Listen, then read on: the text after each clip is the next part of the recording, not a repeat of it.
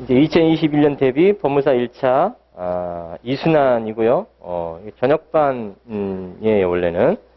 이제 비대면 강의라서 이제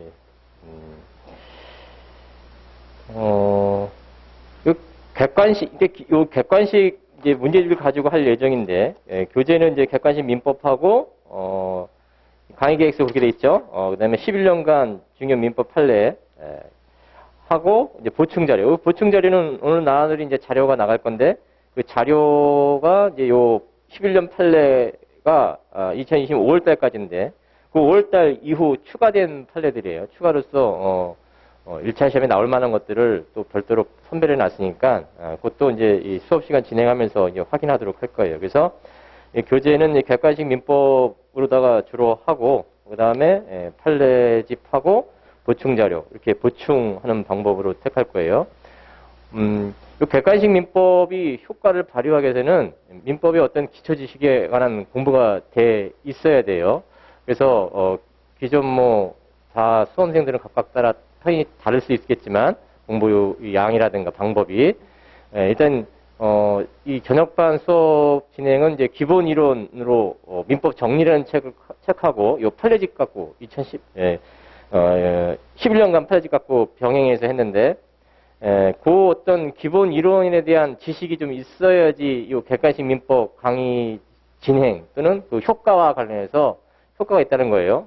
객관식 민법만 딸랑 물론 문제부터 먼저 적응하고 이론은 나중, 이런 방법도 택할 수도 있지만, 이제 기본적으로 먼저 민법 기본 지식이 베이스가 깔려 있고, 그 상태에서, 문제집을 풀어야지만 효과가 더 있다라는 거예요. 그래서, 각각 편차가 다를 수 있지만, 그런 어떤 기초적 지식이 먼저 쌓인 상태에서 가야지 효과가 있다라는 뜻을 말씀드리는 거고, 자, 23회로 잡혀 있고, 요 객관식 민법 그 페이지가 한 43페이지 정도 돼요. 그래서 23회를 이제 진도 표를 작성하긴 했지만, 이게 이제 좀씩 다를 수도 있어요. 그래서 요 객관식 민법 기준으로 요 23회를 회당 41페이지 정도 하면은 요 943페이지가 맞아 떨어지거든요. 그래서 한 회당 40페이지에서 41페이지 정도 한다, 이렇게 생각하시면 되겠어요. 그래서 제대로 이제 상세하게 설명드리려고 하고 각각 질문을 다 훑어드릴 예정이에요. 그래서 꼼꼼하게 볼 예정이고, 그 설명은 그 문제에 따라서 간단하게 설명드리는 부분도 있고, 또 중요도라든가 반복된 지문 이런 것들은 좀 더 자세하게 설명하고 이런 식으로 진행하도록 할 예정이에요. 그래서 법전도 꼭 가지고 다니세요. 법전도 필요에 따라서 같이 확인하고 반복할 테니까. 자, 그러면 진도를 나가 보면, 진도는 이제 요 순서대로다가 강의 계획서에도 있듯이 준서대로 민법 총칙부터 그 다음에 물권법, 조문 순위죠. 민법 총칙, 물권법, 채권 총론, 채권 강론, 친족 상속법, 이런 순서대로 진행할 예정이에요. 그래서 민법 총칙과 관련해서 3페이지죠. 3페이지부터 보시면 관습법과 관습, 이 관습법과 관습에 관한 설명 중 가장 옳은 것은 하면서 1번 그 다음에 두 개 정도 문제를 실어놨는데, 이 정도면 충분할 거를 보여줘요. 그래서 관습법하고 사실인 관습하고 구별하는 문제들이 있어요. 그래서 그걸 관련해서 확인해 보면, 자, 옳은 것은 답은 1번 지문인데, 원천에 관한 권리는 관습법상 물권이나 준물권이라고 볼 수 없다라는 거예요. 그래서 이게 좀 오래된 판례이긴 하지만 이것도 객관식에서 다뤄지기도 하기 때문에 확인해 두시는데, 해설 부분을 가보시면 원천에 관한 권리는 관습상 물권이나 준물권이라 할 수 없고 있다, 이런 식으로 보기도 한다라는 거예요. 틀린 형태로다가 원천수는 공용수 또는 생활상 필요한 용수에 해당하지 않는다. 그래서 이 판례는 어떤 판례였냐면, 예를 들어서 갑이라는 자가 원천에 관한 권리를 취득했는데, 문제는 그 갑 원천에 관한 권리를 취득한 요 말고 다른 을병정 이런 사람들이 각각 그 주변에 토지들을 가지고 있을 거잖아요.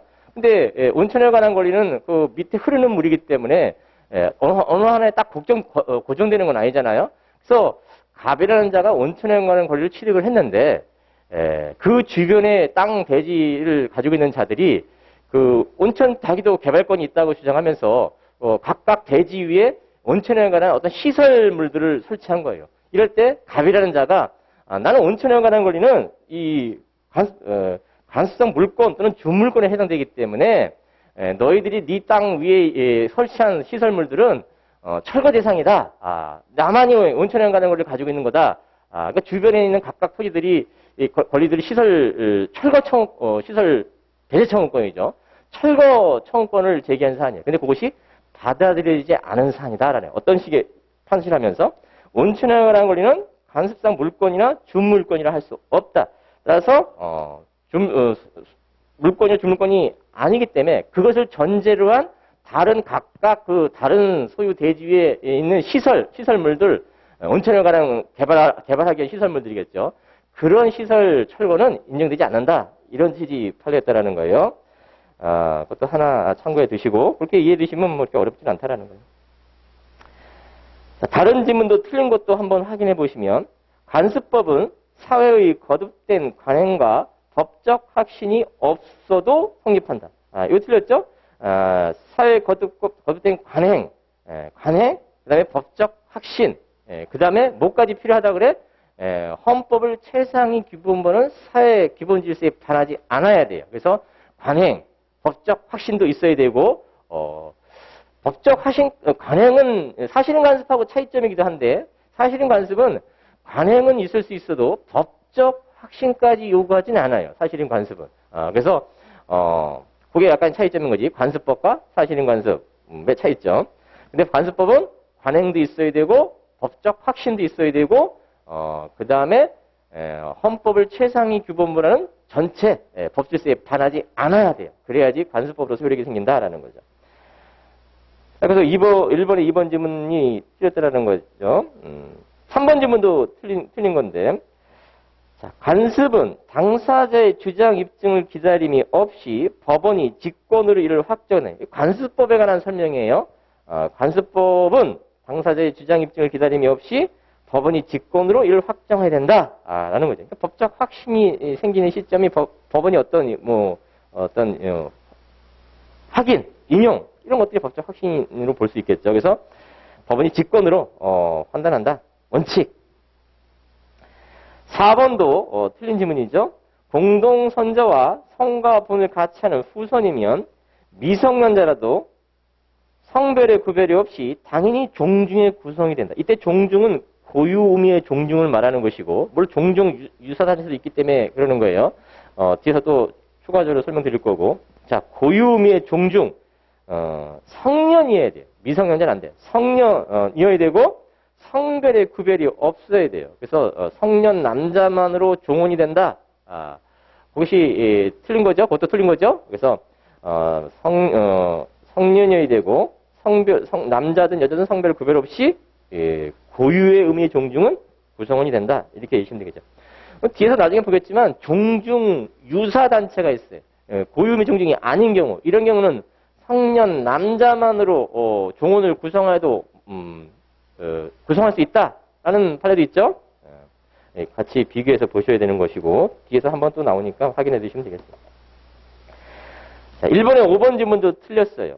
자, 관습법이 사회생활 규범으로 승인되었다면 사회를 지배하는 기본 이념이나 사회 질서의 변화로 인하여 그 관습법을 적용할 시점에 있어서 전체 법칙에 부합하지 않게 되었더라도 그 법규별 효력이 인정된다. 그게 틀렸죠? 전체 법 질서에 반하지 않는다. 그래서 관습법 정리하면 사회적 관행이 있어야 되고, 그 다음에 법원의 법적 확신을 얻어야 되고, 법원이 판단할 때 확신이 생기는 거죠. 법적 확신이 있어야 되고, 그 다음에 헌법을 최상위 규범으로는 전체 사회 법 질서에 반하지 않아야 된다. 이렇게 그것이 요건이다라는 거예요.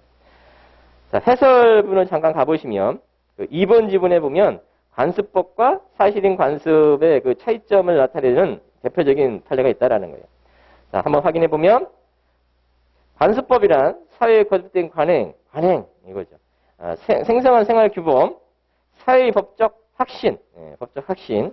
법원의 법적 확신이 구체적으로 나타나겠죠. 인식하여 법적 규범으로 승인, 강행되게 이르는 것을 말하고, 사실은 간습은 사회 간행에 발생한, 간행이라는 건 똑같은 거예요.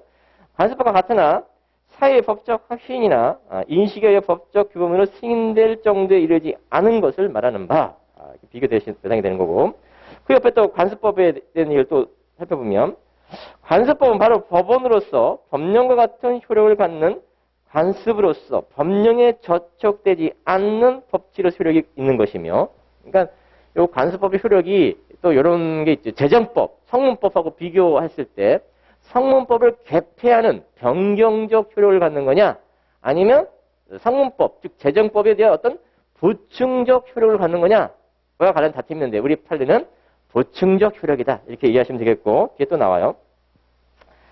그래서 이 판례 표현이기도 한 거예요. 간습법은 바로 법원으로서 법령 같은 효력을 갖는 간습으로 법령에 저촉되지 않는, 이런 뜻인 거예요. 이게 열후적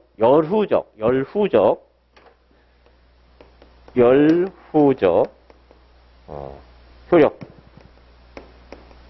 보충적 효력이라고도 말하는 거예요. 간섭법에 뭐에 대해서? 재정법, 성문법에 대해서. 즉 간섭법과 vs 재정법, 법과의 그 우열관계죠. 우열관계. 성문법 법이기도 하고, 그래서 열후적, 보충적 효력이냐, 즉 보충적 효력이냐, 변경적 효력이냐, 변경적 효력이냐. 이와 관련해서 우리 판례는 요적이다. 판례는 요적이다. 이렇게 이해하시면 되겠어요.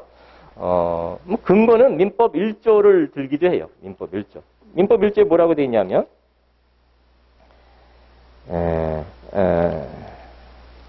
민사에 관하여 법률의 규정이 없으면 간습법에 의하고, 이건 간습법이 성문법, 재정법하고 대등적 효력이 아니라, 대등적 효력이 아니라, 변경적 효력은 대등적 효력이라고도 말해요. 대등적 효력이 아니라 열후적, 보충적 효력이다. 이렇게 이해하시면 되겠죠? 계속 확인해 보면, 다시 해설 부분. 사실은 간습은 법령으로서 효력이 없는 단순한 관행, 법적 확신까지 이루어지지 않아도 된다는 거예요. 법률 행위 당사자의 의사를 보충함에 그친다. 법률행위 해석에 관한 어떤 기준으로 삼아요. 사실은 간습은. 그 판결 2번도 보시면, 법령과 같은 효력을 갖는 간습법, 법령과 같은 효력이라고 말하지만 이 보충적 효력이에요. 당사자의 주장 입증을 기다림이 없이 법원이 직권 의료를 확정해야 하고, 사실은 간습은 그 존재를 당사자가 주장 입증해야 된다. 여기까지 보시면 되겠어요.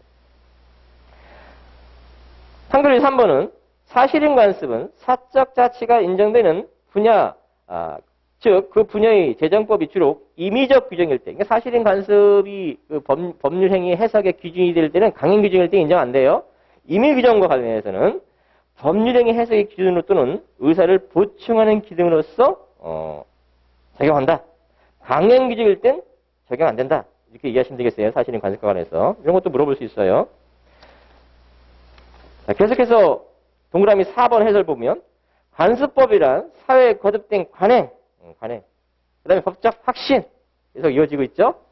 4페이지 상단 올라가 보시면, 그래서 맨 위에 간습법은 법원으로서 법령에 저촉되지 아니하는 한, 그러니까 이게 보충적 효력이다. 그 밑에 밑줄 보면, 헌법을 최상위 규범으로는 전체 법 질서에 반하지 않아야 된다. 라는 거까지. 자, 그 밑에 판결로지 2번도 보시면, 사회에 거듭된 관행으로 생성된 사회생활 규범이 관습법으로 승인되었다 하더라도, 볼드체죠. 사회 구성원들이 그러한 관행의 법적 구성력에 대하여 확신을 갖지 않게 되었거나, 관습법 효력이 없다는 거예요. 사회를 지배하는 기본적 이념이나 사질서의 변화로 인하여 그러한 관습법을 적용할 시점에 있어서 전체 법 질서에 부합하지 않게 되었다면, 그럼 역시 관습법 효력이 없다는 거예요. 판결이 4번, 종중. 이 종중과 관련해서 이제 성년 남자만으로 구성된 종중, 고유의미의 종중을 말하는 거죠. 인정될 거냐라는 논의와 관련해서 이게 전환자 판결이었어요. 당시. 자, 공동 선조와 성가본을 바치는 후손은 성별의 구별이 없이 성년이 되면, 그러니까 미성년자는 안 된다는 뜻인 거죠. 당연히 그 구성원이 된다.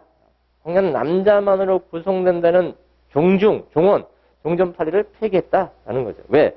남녀 평등을 규철하는 헌법 기본 질서에 반하는 것이다. 성년 남자만으로 구성된 종원이 인정된다라는 종래 판례는 이런 뜻인 거죠. 자, 4페이지 하단 2번으로 가보시면 이제 1번에 관한 지식이 쌓여있으면 2번은 어렵지 않은 거예요. 자, 관습법에 관한 설명으로 옳지 않은 것은 답은 3번 지문이고, 관습법은 당사자가 그 존재를 입증해야 된다. 이게 틀린 거죠? 관습법은 법원이 직권으로 판단한다. 원칙, 이렇게 이해하시면 되겠죠. 자, 나머지 지문은 어렵지 않은 거예요. 2번에 1번 지문. 관습법이란 사회에 거듭된 관행으로 생성된 사회생활 규범이 법적 확신, 법적 교훈 승인 강행, 키워드들이죠. 2번에 2번 지문을 보면 관습법은 바로 법원으로서 법령과 같은 효력을 갖는다. 여기까지 맞는 지문이에요. 자, 법령에 저촉되지 않는 한, 이게 지금 여기서 말씀드렸던 여루적, 보충적 효력을 말하는 것이다. 그의 입장. 그 판례 표현을 잘 봐보세요. 관습법은 바로 법원으로서 법의 근원이라는 뜻인 거죠. 법령과 같은 효력을 갖지만 법령에 저촉되지 않는 한 법질의 효력이 있다. 그 말은 여루적, 보충적 효력이다.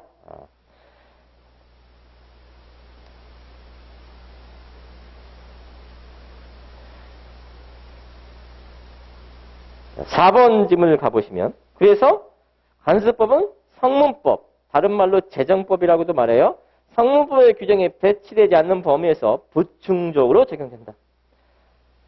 그래서 해설법은 4번을 가보시면, 자, 이게 판례가 이렇게 보는 거예요. 9. 가정의례 준칙 13조 규정과 배치되는 관습법의 효력을 인정하는 것은 관습법의 재정법에 대한, 이 재정법을 다른 말로 성문법이라고요. 여루적, 보충적 성격에 비추어, 그리고 또 민법 1조의 취지에 비추어 어긋난다.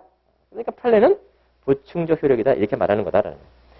민사에 관하여 관습법은 법원에 의하여 발견되고 성문의 법률에 반하지 아니하는 경우에 하나여 보충적 법원이 인정되는 것에 불과하다. 그러니까 보충적 여루적 효력이다. 이것도 물어본다라는 거예요. 만일 관습법은 성문법과 대등적 효력이다. 또는 변경적 효력이다. 그럼 틀린 거다라는 거예요. 그 표현은.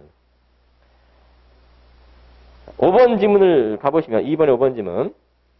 기존의 관습법이 사회를 지배하는 기본적 이념이나 사회질서 변화로 인하여 그 관습법을 적용해야 할 시점에서 전체 법 질서에 부합하지 않게 되었다면 관습법은 효력 없다. 이런 뜻인 거죠. 헌법을 최상위 규범으로 하는 전체 법 질서. 뭐 이렇게 표현하기도 한다는 거예요. 6페이지 1번을 가보시면 신의칙과 관련된 문제죠. 신의칙.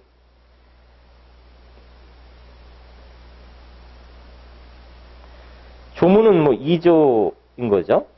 2조 권리 행사와 의무의 이행은 신에 쫓아 성실히 해야 된다. 또 신의칙과 비견될 만한 권리 남용, 권리는 남용하지 못한다.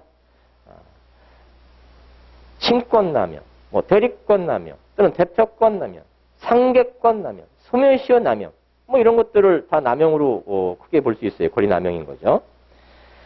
신의칙, 옳지 않은 것은 답은 3번 지문이고, 자, 채권자와 채무자 사이에 계속적 거래관계에서 발생하는 불확정한 채무를 보증하는 이른바 계속적 보증의 경우가 아닌 특정 채무를 보증하는 일반 보증의 경우에 있어서 보증인의 책임 제한은 신의칙에 의해서도 허용될 수 없다. 계속적 보증 같은 경우에는 보증인을 보호해주기 위해서 주채무의 어떤 계속적 거래관계, 계속적 보증도 어떤 책임을 좀 제한시켜줄 필요가 있지 않냐. 이게 계속적 보증에서는 당연히 인정될 수 있단 말이에요. 계속적 보증과 그래서 보증인도 주채무와 똑같은 어떤 책임을 부담시키는데, 계속적 보증은 그 특정상 특정된 채무가 아니기 때문에, 특정된 보증이 아니기 때문에 그 보증인의 책임을 제한해줄 필요가 있다. 신의칙으로. 이건 당연한 거예요. 특히 근보증 같은 경우는 그런 거죠. 근보증인의 책임을 좀 제한해 주는 거죠. 그런 법리가 특정 보증일 때도 보증인의 책임을 제한시켜 줄 수 있겠냐? 신의 측으로. 그렇다라는 거예요. 그렇다. 그러니까 안 된다. 그랬으니까 틀린 거죠. 다만 판례는 신중해야 된다라는 말은 표현을 써요. 그 3번의 해설 부분이기도 한 거죠. 그래서 3번의 볼트체를 보면 특정 채무를 보증하는 일반 보증의 경우에 있어서도 채권자의 권리 행사가 신의칙에 비추어 용납할 수 없는 성질을 거신 때는 보증인의 책임을 제한하는 것이 예외적으로 허용된다. 1번 질문을 가보면 노사 하부의 내용이 근로기준법의 강행 규정을 위반한다고 하여 노사합의 무효 주장에 대하여 예외 없이 신의칙 적용이 배제되는 것은 아니며 근로기준법의 강행 규정성에도 불구하고 신의칙을 우선하여 적용하는 것을 수긍할 만한 특별한 사정이 있는 예외적인 경우에는 노사합의 무효를 주장하는 것이 신의칙에 위배되어 허용될 수 없다. 신의칙에 위배되어 허용될 수 없다. 여기 어떤 얘기를 하냐면 신의칙과 합법성의 원칙과 관련된 얘기예요. 자, 그래서 신의칙, 선행에게 모순행위 금지 원칙. 그래서 신의칙이 선행에 모순행위 금지로 작용하는데, 다만 그 합법성이 신의칙보다 우선되는 경우가 있을 수가 있어요. 즉, 어떤 법률행위가 강행 규정에 위배됐을 때는 강행 규정인 거예요. 임의 규정이 아니라 강행 규정에 위배됐을 때는 합법성의 원칙이 신의칙보다 우선한다라는 거예요. 그래서 원칙 선행에 의한 모순행위 금지 원칙, 신의성시 원칙상 선행에 의한 모순행위 금지 원칙이 적용되는데 근반 원칙이죠. 그런데 강행 규정에 위반되는 법률행위와 관련해서는 그 신의칙보다 합법성의 원칙이 강조된다. 따라서 강행 규정에 위배된 법률행위를 체결해 놓고 그 법률행위가 무효다라고 주장할 수 있냐? 그게 선행에 의한 모순행위 금지 원칙에 저촉되는 거 아니냐? 신의칙에 저촉되는 거 아니냐? 이런 논의인 거예요. 그래서 강행 규정에 위반된 법률행위일 경우는 합법성의 원칙이 신의칙보다 우선 강조되는 것이 원칙이기 때문에 합법성의 원칙이 강조돼서 강행 규정에 위반된 법률행위를 체결해 놓고 무효라고 주장해도 된다라는 거예요. 다만 그런 경우에 있어서도 예외적으로 신의칙이 영원히 배제되는 것이 아니라 우선될 경우도 있다라는 거예요. 자, 해설 부분을 가보시면 단체 협약 등 노사합의 내용이 근로기준법의 강행규정을 위반하여 무효인 경우, 강행규정 위배죠? 그럼 강행규정 위배로서 그 노사합의를 무효화시킬 수 있는 게 원칙인 거예요. 합법성이 강조되기 때문에. 그게 원칙인데 예외적 그게 원칙이다라고 세 번째 줄에 있지. 그러나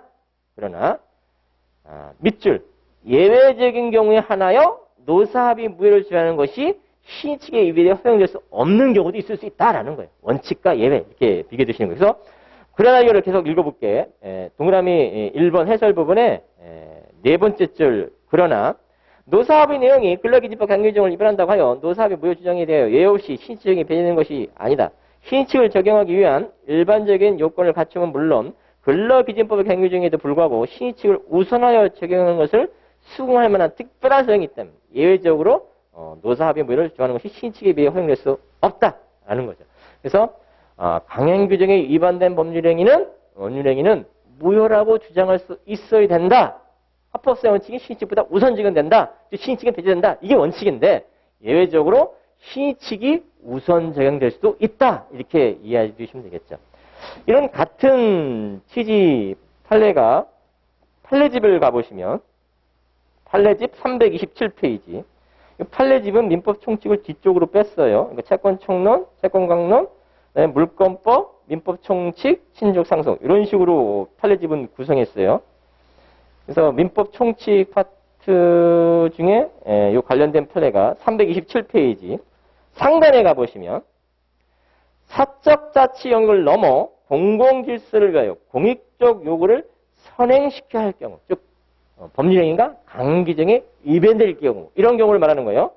합법성의 원칙은 신의성취 원칙보다 우월한 것이다. 이게 원칙인 거예요. 강행규정 위반된 법률행위와 관련해서는 신의성취 원칙은 합법성 원칙을 희생시켜서라도 구체적 신뢰보호의 필요성이 인정되는 경우에 하나요. 예외적으로 적용된다. 그래서 서로 비교되는 판례다.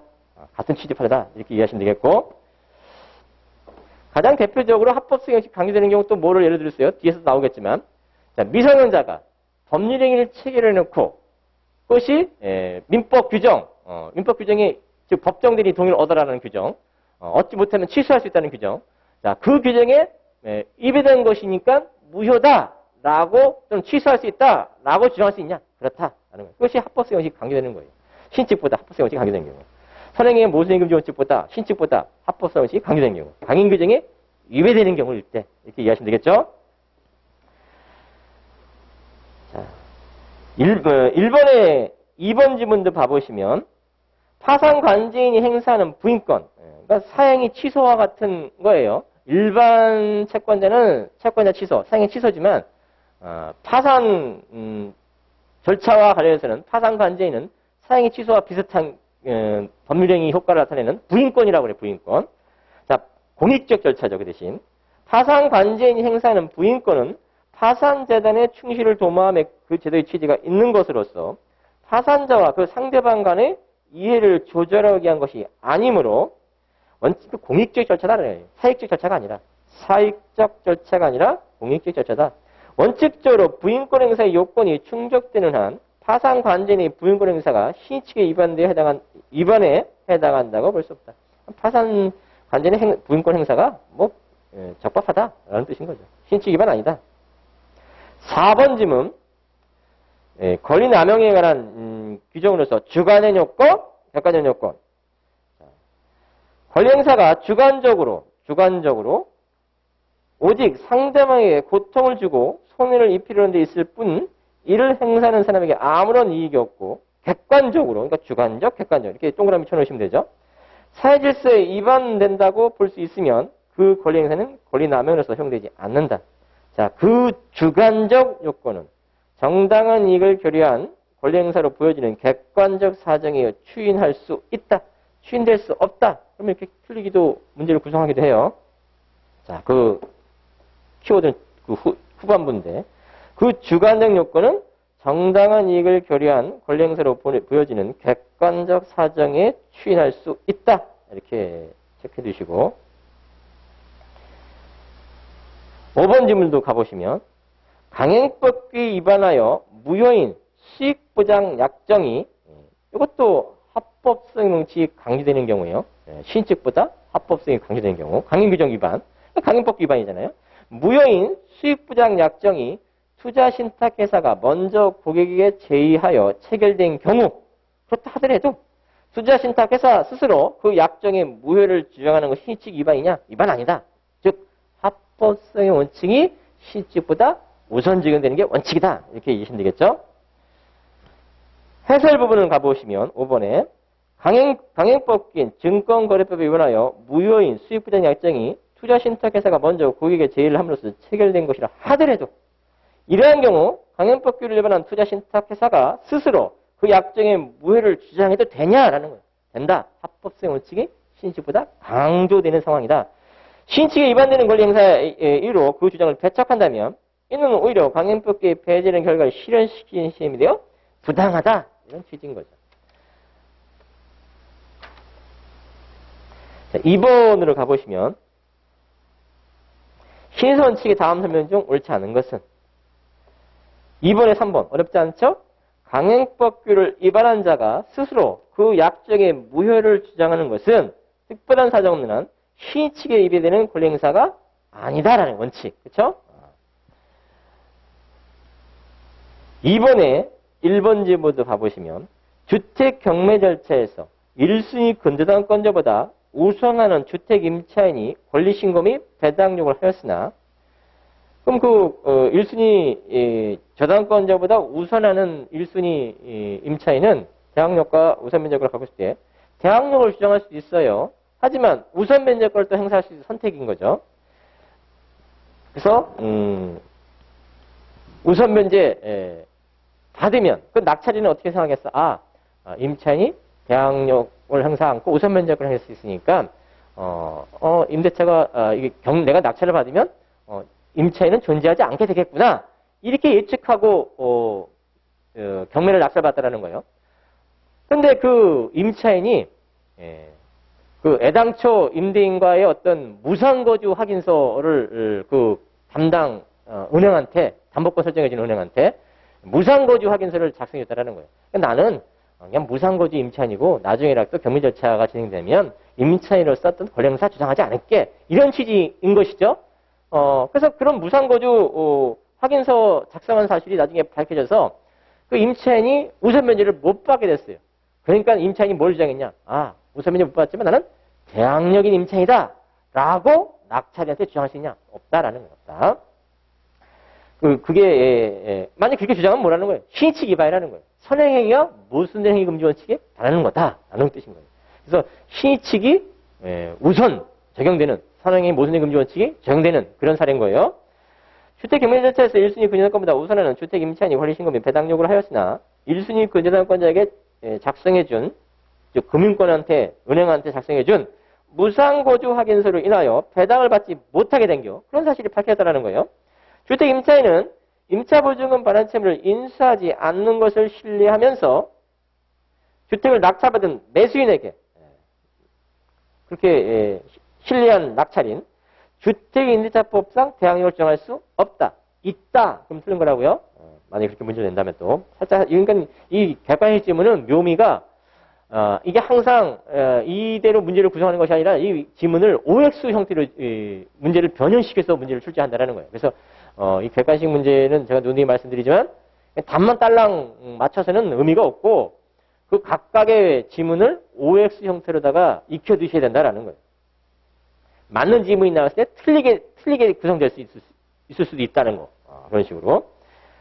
자, 2번 지문을 가보시면 A가 아들인 B 소유 부동산을 B의 대리인인 것처럼 행사하여 선임 무과실인 C에게 매도하였고 이 사안은 먼저 결론부터 말하면 무권 대리인이 본인을 상속하게 되는 경우예요. 그 반대도 있을 수 있죠. 본인이 무권 대리를 상속할 수도 있겠죠. 그래서 B는 본인이고 대리인이라고 칭하지만 사실은 무권 대리인이죠. 무권 대리인. 은행에 의해서 A 소유 부동산이 C한테 처분. 매도인, 매수인이라고 가정하고 매수인은 선의 무과실이다. 자, 이렇게 가정했을 때 A 아들인 B 소유, B가 본인이라는 거예요. 부동산을 B의 대리인 것처럼 행사하여 선의 무과실인 C에게 매도. B가 성년이라고 생각하시면 되죠. 만약 미성년자이라면 대리권이 없다고 볼 수는 없어요. 있을 수도 있어요. 하지만 그리고 또 성년이고 대리권 수여 안 했다. 이렇게 생각하시면 되겠죠. 자, 선의 무과실인 C에게 매도했는데 이후 B가 사망. 본인이 사망했다라는 거예요. 그래서 무권 대리인이 본인의 지위를 상속했다. 그럴 때 무권 대리인은 본인한테 효과가 없잖아요. 그러니까 매도인의 소유권 이전 의무가 B는 없는 거예요. 그런데 이게 무권 대리라면. 근데 B가 사망하고 무권이 본인의 지위를 상속했다. 그럼 무권 대리인이 그와 같은 처벌 행위에 관해서 본인의 지위를 상속했으니까 본인의 지위에 기해서 소유권을 이전해 줄 의무가 있는 거 아니냐라는 거예요. 선임 무과실이면 그렇다라는 거예요. 선임 무과실이면. 만일 제가 악이라면 소유권 이전 의무 없어요. 그것도 비기돼서 받으셔야 되고. 그래서 B가 사망하여 즉 A가 즉 무권 대리인이 B를 단독 상속하게 된 경우 A가 자신의 매매 행위가 무권 대리 행위여서 무효였다는 이유로 C를 상대로 부동산 소유권 이전기 말소를 구하는 것은 지금 이미 등기해졌다는 전제를 생각하시면 되죠. 아직 등기 아니었다면 소유권 이전기 의무 있는 것이고 이미 등기해졌으면 내가 무권 대리인이니까 등기 말소다. 이렇게 주장할 수 있냐? 그거 신칙 위반이다. 왜? B의 본인의 지위를 상속했으니까. 이거 이제가 선임 무과실이니까. 설사 무권 대리인으로서 그 법률행위가 무효고 말소행위를 하더라도 본인은 말소시킬 수 있겠죠. 하지만 무권 대리인이 본인을 상속했으니까 말소를 주장하는 것은 신칙 이배다. 이렇게 말하는 거예요. 이자가 악이라면 신칙 이배 아니에요? 그래서 선의 무과실이라는 것을 강조한 거고 선의 무과실은 C에 대해 매도했는데 그리고 등기를 했다는 것을 전제로 이후 B가 사망하여 A가 B를 단성사게 된 경우 A가 자신의 매매 행위가 무권질의 행위여서 무효였다는 이유로 C를 상대로 부동산 소유권에게 말소를 구하는 것은 근반 원칙이나 신인성실 원칙에 반하여 허용될 수 없다. 그러니까 유효한 거고 아직 이전 등기 안 했다면 소유권 이전 의무 있는 것이고 이미 등기해졌다면 말소 청구 못하는 것이고 신치 기반이다. 이렇게 이해하시면 되겠어요. 무권대리인이 본의의 지를 상속한 경우 그럴 때 무권대리인이 내 법률이 무권대리인은 무효다. 그럼 말소 대상이다. 말소시킬 수 있다. 이렇게 주장하는 것은 신치 기반이다. 본의의 지를 상속했기 때문에 선의 무과실일 때. 다만 반대로 이 역할이 바뀌었다면 본인이 무권대리지를 상속했을 때 본인의 지에서 의무 이행을 거절할 수 있는가? 또 이미 등기됐다면 말소할 수 있는가? 할 수 있다. 병전설인 거죠. 병전설. 여기 가끔 시험에 잘 물어본단 말이에요. 헷갈리지 않게 체크해 두셔야 되고 또 이렇게 문제를 내기도 해요. 권리자가 무권리자지를 상속한 경우 무권리자가 권리자지를 상속한 경우 이렇게 물어봐요. 권리자가 무권리자가 권리자지를 상속한 경우는 어때요? 의무 이행을 해줘야 돼요.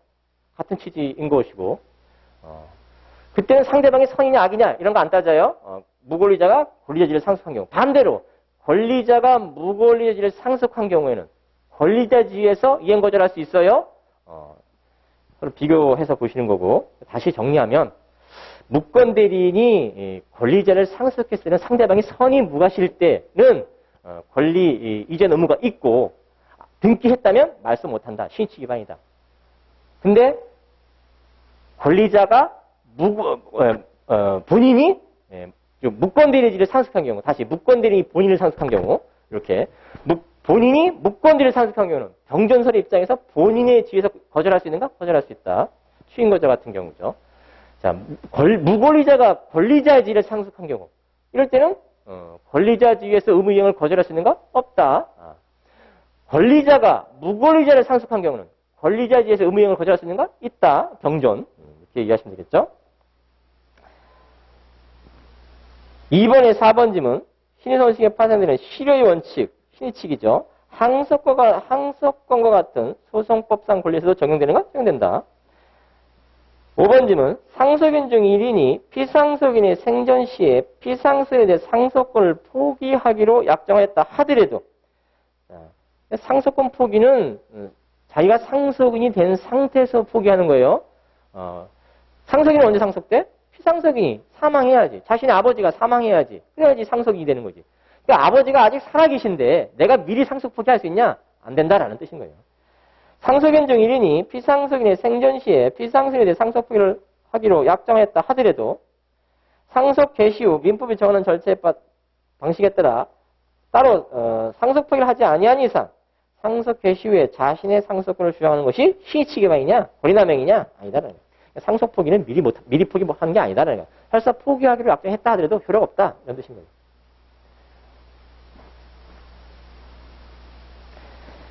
자, 이번에 1번 지문과 관련된 판례 중에서 한 번 더 확인해 보면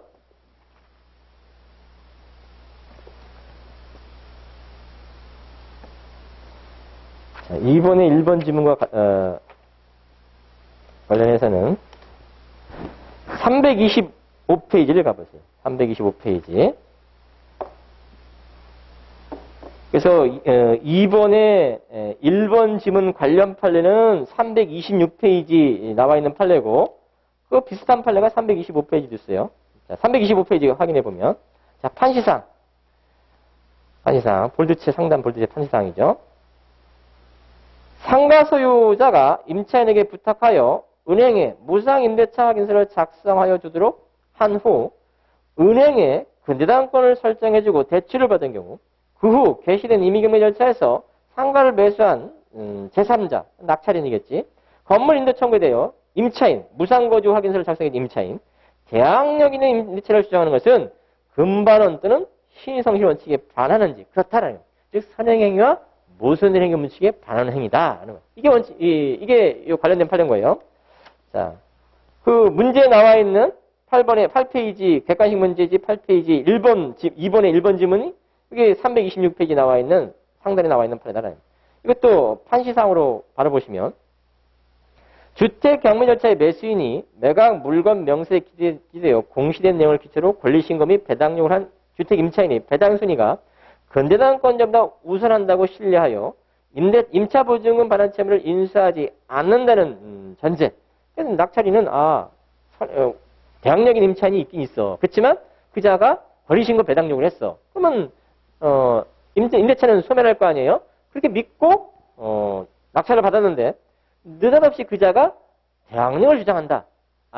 그자가 무상거주 확인서를 작성해준 사실이 있어갖고 우선 면제를 못 받게 됐다. 그러니까 그자가 돌변해서 대항력을 주장했다. 이렇게 할 수 있겠냐? 안 된다라는 거예요. 취득한 경우 주택 임차인 1순위 근저당권자에게 무상거주 확인서를 작성해준 사실이 있어 임차 보증을 배당받지 못하겠다는 사정을 들어 매수인에게 대항력을 주장할 수 있겠냐? 안 된다라는 거예요. 앞에 나와 있는 320페이지 나온 판례와 같은 취지다. 이렇게 이해하시고. 자, 10페이지 가보시면, 신의칙 또는 권리남용에 관한 설명 중 옳지 않은 것은, 답은 4번 지문이고, 자, 명의수탁자와 제3자 사이에 인락조서에 의하여 명의신탁된 토지 소유권이 제3자에게 이전되었으나, 인락조서 성립이 명의수탁자의 불법행위에 기한 것이고 제3자가 불법행위에 적극가담했다. 자, 그러면 신명법 4조 3항과 관련해서 수탁자로부터 그 권리를 취득한 제3자는 선악불문하고 소유권을 취득해요. 다만 이 선악불문하고 소유권을 취득하지만 그 수탁자로부터 권리를 취득한 자가 수탁자의 배임행위에 만약 적극가담했다면 그럼 103조 위반이에요. 그러면 권리 취득 못한다. 이런 취지인 거예요. 그래서 다시 신명법 4조 3항을 보면 수탁자로부터 권리를 취득한 제3자는 선악불문하고 보호를 받아요. 선의 악의를 신명법 4조가 구별하고 있질 않아. 그래서 악의자도 보호를 받아. 단 악의자 중에서도 적극가담자 악의는 즉 수탁자의 배임행위에 적극가담한 제3자는 보호 안 된다라는 거예요. 그래서 적극가담한 자는 제3자가 토지 소유자임을 전제로 명의신탁자에게 토지 점유 사용으로 인한 부당대법라는 청구를 하는 것을 두고 권리남용이라고 할 수 없다? 있다라는 거예요. 보호 못 받으니까. 적극가담한 자는 보호 못 받는다. 이렇게 이해하시면 되겠어요.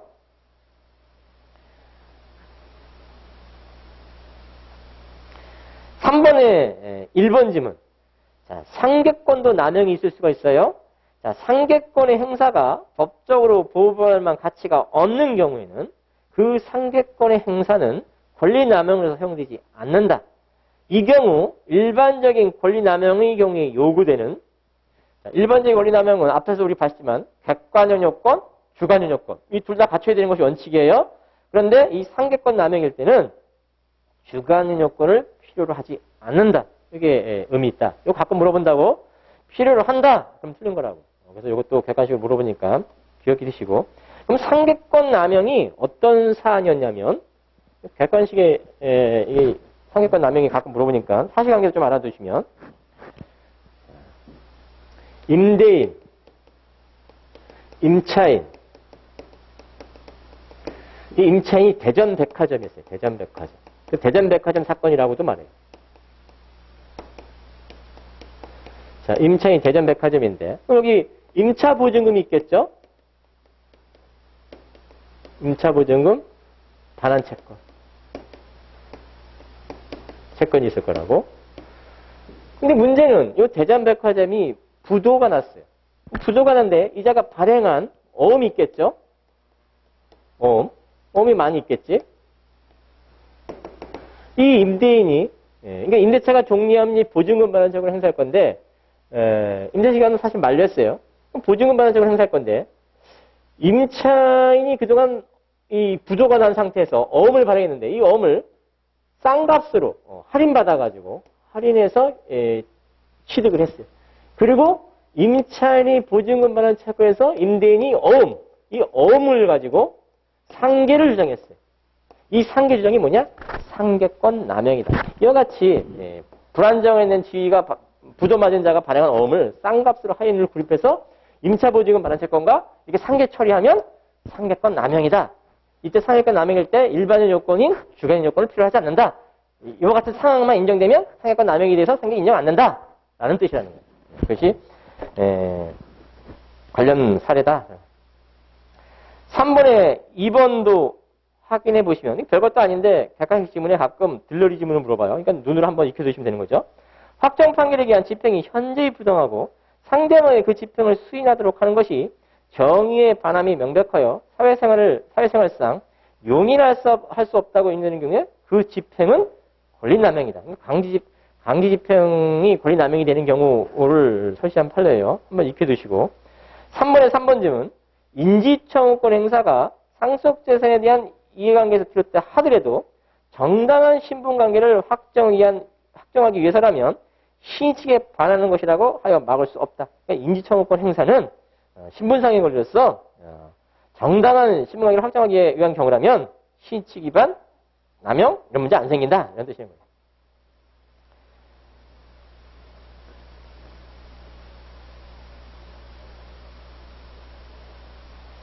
설사 인지청구권 행사를 포기하겠다라고 약정했다 하더라도 그 같은 약정은 효력 없다. 이런 뜻이기도 한 거예요. 포기하기로 약정한 후에 권리 행사한다. 괜찮다라는 거예요. 신의칙 위반 아니다. 3번의 5번 질문은 자, 저당권하고 유치권과의 관계인데 자, 나중에 유치권 파트에서도 보겠지만 유치권이 낙찰자한테 대항할 수 있느냐 없느냐는 저당권하고 유치권 성립 시기를 기준 따지는 것이 아니라 유치권 성립 시기하고 압류하고 비교한다. 압류. 그럼 압류는 경매 절차에서 언제냐면 경매 개시 결정까지도 아니에요. 기입등기. 경매 개시 결정 기입등기. 그러니까 경매 신청을 하면 이제 법원이 심사해요. 심사해서 요건을 갖췄으면 경매 개시 결정을 내려줘요. 특히 부동산 경매 같은 경우는 개시 결정을 내려준 다음에 집행, 촉탁등기, 등기관한테 법원이 서류를 보낸다고. 보내면 경매 등기관이 그 서류를 받고 기입등기를 한다. 그래서 경매 개시 결정에 따른 기입등기. 그러면 압류 효력이다. 등기부의 기입등기. 그럼 압류 효력. 그래서 그에 따른 낙찰인 이 생길 수 있겠죠? 이때 유치권자가 낙찰인한테 대항할 수 있는지와 관련해서 압류보다 앞에 성립되어 있으면 대항할 수 있다라는 거예요. 유치권은 언제 성립하냐? 피담보 채권. 피담보 채권을 갖고 있고 플러스 목적물을 점유해야 돼. 두 가지 요건이 필요해요. 피담보 채권, 점유. 공사대금 채권이라면 공사 완료. 피담보 채권 발생. 그에 따른 목적물 점유. 이 점유는 물론 불법점유해서는 안 되고. 이 유치권 성립이에요. 만일 그 압류가 저당권에 의한 압류라면 저당권. 임의경매죠. 이럴 수 있죠? 그러면 저당권보다 뒤에 성립된 유치권이 낙찰인한테 대항할 수 있냐 이 소리예요. 압류보다 앞에만 존속하고 있으면 낙찰에 대항할 수 있다. 저당권하고 비교하는 것이 아니라 유치권이 압류하고 비교하는 거예요. 그럼 무슨 문제가 생겨? 저당권보다 뒤에 성립된 유치권이 어떻게 저당권보다 우선할 수 있겠냐라는 문제이기도 한 거죠. 그래서 유치권 남용 문제가 이럴 경우에 발생할 수도 있다. 이런 얘기를 하려고 하는 거예요. 그렇다 하더라도 유치권 남용 아니라면 낙찰인한테 대항할 수 있다. 압류보다만 앞에 성립되어 있다면. 그 입법적 문제가 생길 수 있겠지만 어쨌든 현행 법제하에서는 이런 식으로 처리한다. 유치권 남용인지 아닌지 이게 가짜 유치권인지 이런 것도 다퉈볼 여지가 있다는 거예요. 그게 3번의 5번 질문이다. 읽어볼게. 이미 채무자 소유 목적물에 저당권이 설정돼서 유치권 성립에 의하여 저당권자가 그 채권의 만족상 불이익을 입을 것을 잘 알면서도 이러면 유치권 남용이 될 수 있다는 거. 이런 상황이 된다면 자기 채권 우선적 만족을 위하여 취약한 재정적 지위 있는 채무자와의 사이에 의도적으로 잘 알면서 의도적으로 유치권의 성립 요건을 충족하는 내용의 거래를 일으키고 유치권 남용이지. 그에 기하여 목적물을 점유하게 된 경우라면 유치권 남용이 될 수도 있다. 근데 그런 경우가 아니라면 이렇다 하더라도 납치에 당할 수 있다. 이런 뜻인 거예요. 12번 문제를 가보시면 12페이지 12페이지 죄송해요. 12페이지 1번 미성년자 행위 능력에 관한 다음 질문 중 옳지 않은 것은 4번 이제 4번 지문인데 4번 지문을 보기 위해서는 3번 지문을 먼저 볼게요. 미성년자 법률행위는 법정 대리의 동의를 받아야 돼요. 그러니까 법정 대리의 동의, 미성년자 그러면 기준이 언제 미성년자예요? 만 19세. 만 19세가 미성년자죠. 근거 조문은 4저죠. 사람은 19세로 성년에 이르게 된다. 그러니까 19세가 성년이니까 19세가 안 됐다면 미성년자군요. 19세 안 된 사람이 미성년자예요. 19세 된 사람은 성년이에요. 물론 이게 만이에요. 만 기준이야. 만 나이 기준이라고. 그러면서 5조에 보면 이래요. 미성년자가 법률을 하면은 법정 대리를 동의를 얻어야 한다. 법정 대리를 얻지 못하면 취소할 수 있다. 2항이죠. 5조 2항. 그래서 미성년자가 법률행위를 법정 대리를 얻어야 되는데 동의 얻지 못하면 취소할 수 있는데 미성년자가 신용카드를 발행받은 경우에 신용카드. 그래서 구도가 미성년자 카드 회사, 신용 카드 회사, 카드 발행인이죠. 카드 발행인.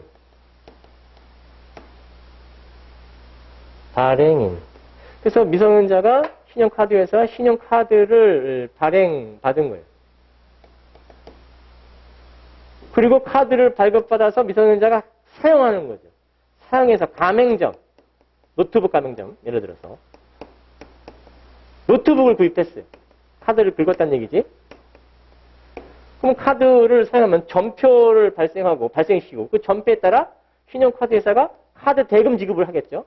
카드 대금 지급. 여기 신용카드 이용 계약. 신용카드 이용 계약을 체결하고 카드를 발급받아서 카드를 사용, 노트북 구매죠. 매매 하게 되면 가맹점은 전표를 발생시키고 그러면 그에 따라 카드 회사가 카드 이용 대금을 지급하겠죠. 자, 이럴 때 요 신용카드 이용 계약을 미성년자의 법정 대리인이 취소했다. 법정 대리 동의를 받지 않았다고 해서. 또는 미성년자도 취소할 수 있어요. 여기서 발생하는 문제가 뭐야?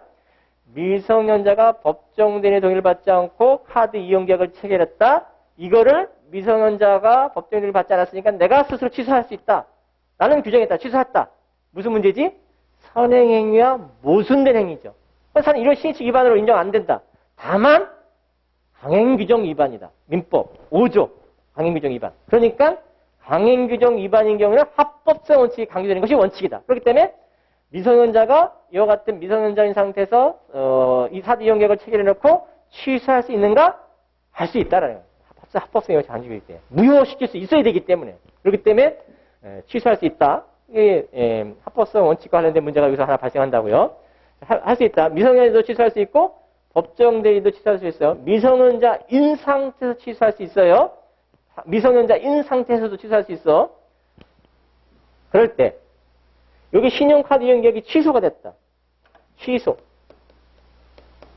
취소가 됐으면 노트북 구매 계약이라든가 카드 이용 대금 지급도 다 취소로서 무효화되는 거냐? 그렇지 않다. 유효다. 설사 이것이 취소됐다 하더라도 이렇게 의미가 있어요. 자, 그래서 다 이게 유효다. 요거만 취소되는 거다. 이럴 때 이 신용카드 회사의 구제 방법이죠. 이자는 미성년자한테 부당이익반환 청구할 수 있다. 왜냐하면 이 신용카드 이용 계약이 취소됐는데 이 신용카드 발행인이 이 가맹점한테 카드 대금을 지급했잖아요. 이럴 때 신용카드 회사는 미성년자한테 부당이익반환 청구. 법률행위가 무효, 취소가 되면 부당에 관한 문제예요. 법률행위가 채무불이익이 있게 되면 해제 문제예요. 해제 문제. 그래서 법률행위가 취소, 무효가 되는 상태에서 부당에 관한 문제. 그럼 부당에 관한 청구. 첫 번째 문제가 미성년자가 취득한 노트북을 신용카드 회사에 돌려줘야 되는 부당이득이 물건 부당이득이냐 아니면 금전 부당이득이냐 이런 얘기입니다. 우리 판에는 금전 부당이득. 그럼 실익이 어디가 있냐? 자, 만일 노트북을 부당이득 했다고 하고 그에 따라서 노트북을 반환해 줘야 된다 한다면 자, 입증책임 문제가 역시 달라져요. 자, 금전일 때는 미성년자와 법률을 취했을 때는 141조가 적용되는데 141조는 이 미성년자가 선이든 악이든 현존이익한 데서 반환인데 금전은 현존함이 추정돼요. 그렇기 때문에 미성년자 측에서 뭐라고 입증해야 돼? 현존하지 않다고 입증해야 돼. 현존하지 않다고. 이 미성년자가 이 금전 부당이득으로서 금전 부당에서 금전은 현존함이 추정되기 때문에 부당이 반환 청구 들어올 때 현존하지 않다고 입증하면 낭비해서 내가 다 써버렸다. 이러면 반환 청구 안 돼요. 하지만 다른 채권 그 금전을 낭비해서 쓴 것이 아니라 어떤 물건을 구입했다. 이럴 때는 그러니까 술 먹고 써버린 거하고 어떤 물건을 구입했다. 물건을 구입한 것은 금전이 부당이득이 현존한다고 봐요. 술 먹고 써버렸다. 그러면 금전 부당이득하지 않는다고 봐요. 그래서 미성년자가 측에서 현존하지 않다고 입증이 된다. 근데 만일 노트북이 부당이득이라고 한다면 부당에 관한 청구하는 자 측에서 현존함을 주장해야 돼. 왜? 물건은 현존함이 추정되지 않아요. 그다음에 현존한다고 입증해야 돼. 그러니까 입증 책임 문제가 생긴다. 다시 그래서 정리하면 신용카드 이용계약을 취소할 수 있는가? 미성년자도 취소할 수 있다. 법정 대리인으로 취소할 수 있다. 이때 미성년자도 취소할 수 있는 것은 미성년자 측에서 취소할 수 있는 것은 합법성 원칙이 강조되기 때문에 그런 것이다. 신의 취기만 아니다. 또 하나 취소가 됐다? 그럼 부당에 관한 청구인데 부당이득을 금전 부당에 관한 의무냐? 아니면 물건, 노트북 관한 의무냐? 금전 부당이득이다. 왜? 금전은 현존함이 추정되기 때문에 미성년자 측에서 현존하지 않다고 입증이 된다. 이런 얘기입니다. 자, 그래서 그런 얘기가 이제 1번의 3번 지문과 연결되는 거다. 미성년자가 신용카드 발행인과 사이에 신용카드 이용계약을 체결하고 신용카드 거래를 하다가 신용카드 이용계약을 취소하는 경우 미성년자는 그 행위로 인하여 받은 이익이 현존하는 한 데서 상환할 책임이다. 141조.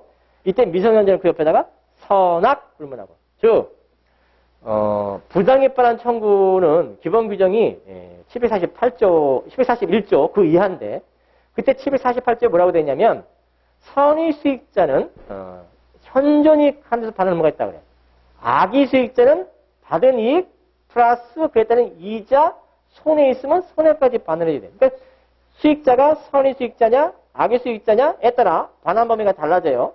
748조 1항 2항. 근데 미성년자의 부당이득 반환은 141조가 우선 적용되기 때문에 선악 불문하고 현존이익 한도서 반환이다. 악의자도 현존이익 한도서 반환이다. 미성년자 보호 취지 때문에 그런 거예요. 그래서 141조가 748조보다 특칙이다. 이렇게 말하는 거다. 그래서 미성년자는 선악 불문하고 현존이익 한도서 반환을 책임이 있다. 이런 뜻인 거예요.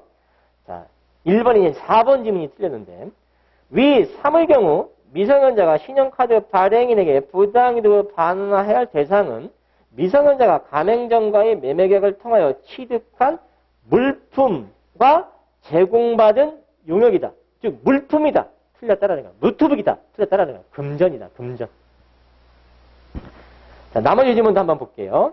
1번의 1번 지문. 미성년자가 법률을 하려면 원칙적으로 법정 대리인의 동의를 얻어야 된다. 동의 얻지 못하면 취소할 수 있다. 법정 대리인도 취소할 수 있고 미성년자도 취소할 수 있다. 미성년자가 동의를 얻지 않고 한 행위는 미성년자 또 미성년자인 상태에서 취소할 수 있다. 취인은 미성년자인 상태에서 취인은 안 돼요. 성년자가 돼야지 취소할 수 있어. 또는 법정 대리인이 취소할 수 있어. 자, 미성년자 또는 그 법정 대리인이 취소할 수 있다. 1번의 2번 지문.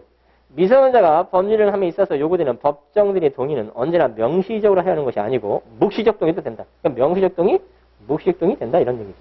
어려운 거 아니고 미성년자의 행위가 이와 같이 법정 등의 묵시행동이 인정되거나 처분 허락이 있는 재산이 처분 등에 해당하는 경우라면 미성년자로서는 더 이상 행위 무능력을 이유로 그 범위를 취소할 수 없다.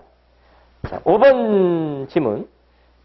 1번의 5번 지문. 법정 대리인의 동의 없이 신용 구매 계약을 체결한 미성년자가 사후에 법정 대리인의 동의 없음을 사유로 들어 이를 취소하는 것이 신의치기 배인가? 아니다. 왜? 합법성 의식이 강조된다.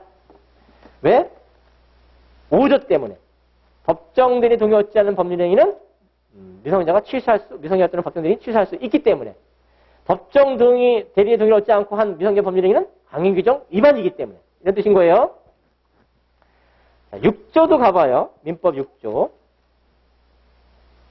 법정 대리인이 범위를 정하여 처분을 허락한 재산은 미성년자가 임의로 처분할 수 있다. 7조도 가봐요. 법정 대리인은 미성년자가 아직 법률행위를 하기 전에는 전 2조의 동의 허락을 취소할 수 있다. 8조 가봐요. 미성년자가 법정 대리인으로부터 허락을 얻은 특정한 영업에 관하여는 성년자와 동일한 행위 능력이 있다. 영업 허락이 있는 부분, 미성년자도 성년자와 동일하게 행위 능력이 있다. 법정 대리인 취소 못한다. 이런 뜻이라는 거죠.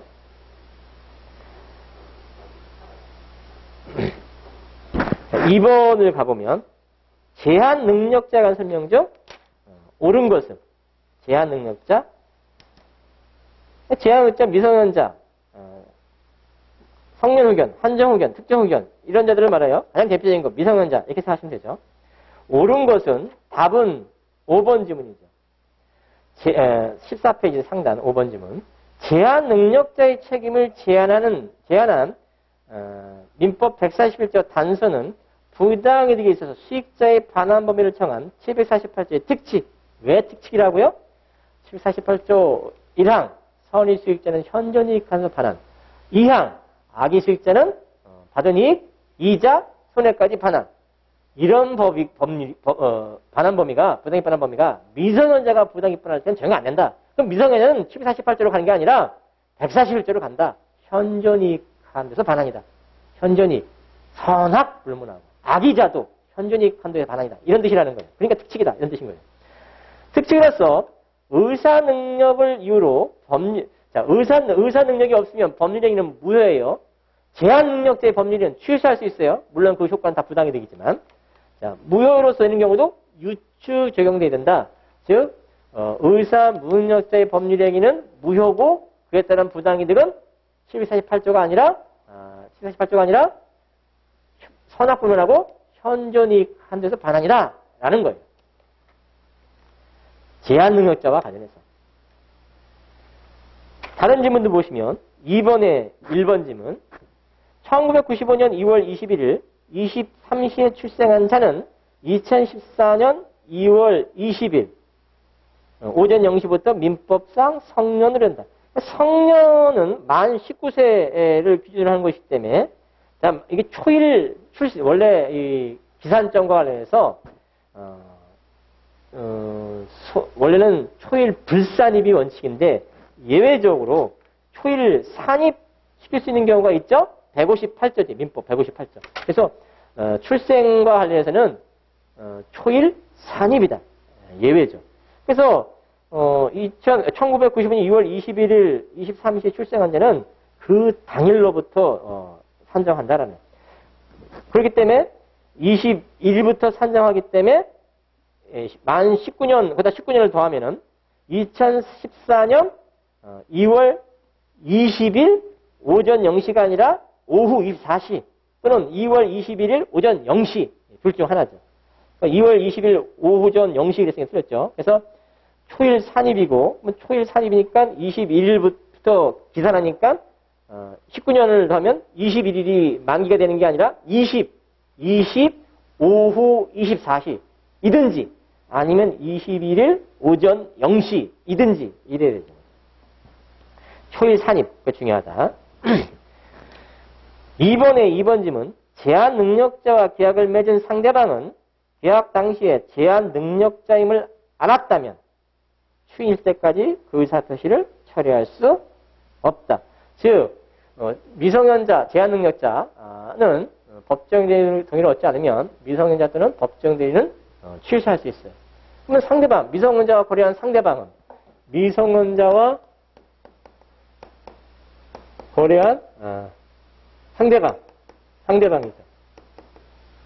상대방은 물론 미성년자인 것을 제대로 간파 못한 뭐 그런 부지, 그런 과실 있을 수 있지만 이 불이의 타격을 입을 수가 있어요. 상황에 따라서는. 그럴 때 미성년자 법률행위 취소권을 주는 대신 이쪽에서도 뭐 권리를 주고 있다라는 거예요. 뭐 두고 있어요? 민법 15조, 16조, 17조 규정들이 있죠. 최고권, 즉 확답 촉구권이죠. 확답 촉구권, 확답 촉구권, 또 철회권, 또 거절권, 이런 거를 미성년자와 거래한 상대방, 즉 제한 능력자와 거래한 상대방, 제한 능력자와 거래한 상대방한테 이런 권리를 주고 있어요. 15, 16, 17.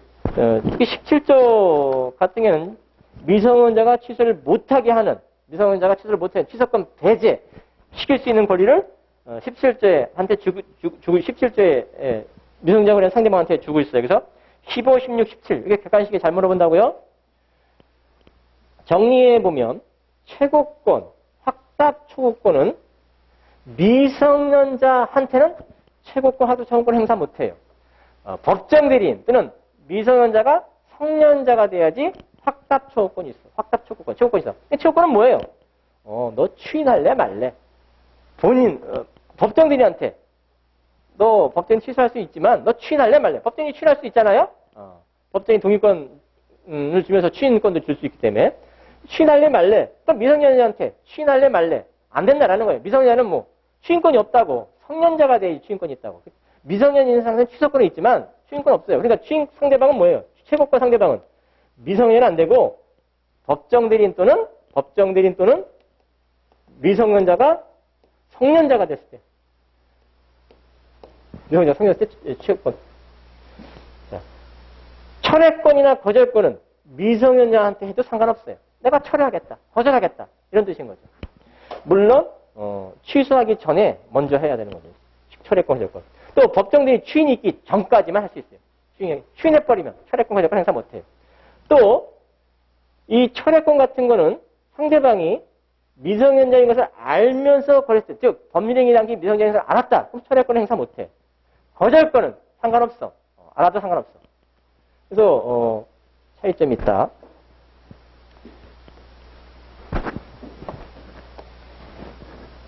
최고권도 알았든 몰랐든 상관없어요. 요 철회권만 그래. 알았다면, 미성년자인 사람을 알았다면 철회권 행사 못한다. 이렇게 정리하는 거예요. 그래서 그게 2번 지문이 그런 거예요. 제한 능력자와 계약을 맺은 상대방, 계약 당시 제한 능력자임을 알았다면 그 의사표를 처리할 수 없다. 3번 지문을 가보면 제한 능력자의 단독 행위는 추인이 있을 때까지 상대방은 거절할 수 있어요. 상대방이 그 단독 행위 당시 제한 능력자를 알았다 하더라도 상관없어요. 철회권하고 다르다. 4번 지문 혼인한 미성년자 성년 의제된다. 협의상 이혼할 경우 법정 대리인의 동의를 얻을 필요 없다. 성년 의제됐으니까. 이렇게 정리하시면 되겠죠. 잠깐 쉬었다가 15, 16 조문도 확인해 가면서 3번 문제, 4번 문제 이렇게 이어서 풀어보도록 할게요.